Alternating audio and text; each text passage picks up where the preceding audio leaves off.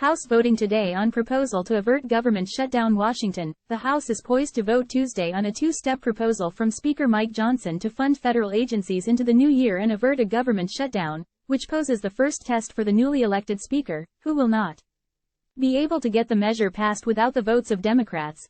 Johnson's measure, which he unveiled Saturday, extends federal funding at current levels for one group of agencies and programs through January 19, and a second batch through February 2. The stopgap funding plan, known as a continuing resolution, will be taken up by the House under a suspension of the rules and must win support from two-thirds of the chamber, or 290 lawmakers, to pass the lower chamber.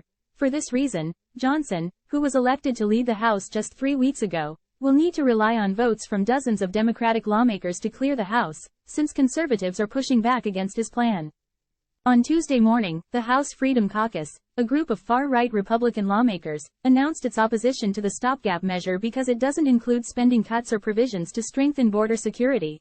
Republicans must stop negotiating against ourselves over fears of what the Senate may do with the promised rollover today and we'll fight tomorrow, the group said in a statement. But the lack of additional policy changes, especially those favored by conservative lawmakers, could ensure greater support from House Democrats, who have said they want to avoid a government shutdown and favor a clean continuing resolution. From the very beginning of this Congress, Democrats have made clear that we are going to find common ground with our Republican colleagues on any issue in good faith whenever and wherever possible, but that we will also push back against their extremism whenever necessary, Democratic leader Hakeem Jeffries told reporters Tuesday. That's been the framework approach that we've taken from the beginning. That'll be the lens through which we evaluate the continuing resolution today. Jeffries said Democrats have some concerns about the bifurcated deadlines in Johnson's plan, but said it's extremely important to avoid a funding lapse. Time equals 400 ms, greater than the short-term funding package, is the first major piece of legislation that the House is taking up since Johnson, a Louisiana Republican, claimed the gavel last month. His ascension to the speakership capped a chaotic October for House Republicans, which began with former Speaker Kevin McCarthy's historic removal from the post as a result of a deal he made with Democrats in late September to keep agencies funded for 45 days, through November 17. All House Democrats backed McCarthy's stopgap measure, and though his agreement avoided a lapse in government funding, it triggered backlash from far-right Republicans that ultimately cost him the gavel. As a result of McCarthy's removal, the House was left without a speaker for 3 weeks and found itself effectively paralyzed.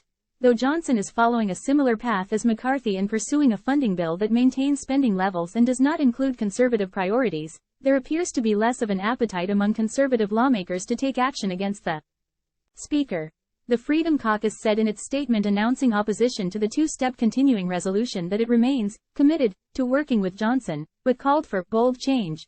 Johnson, meanwhile, has defended his approach and said his so-called laddered continuing resolution will avoid Congress being forced to accept a massive omnibus spending package right before the holidays. That is a gift to the American people, because that is no way to legislate. It is not good stewardship.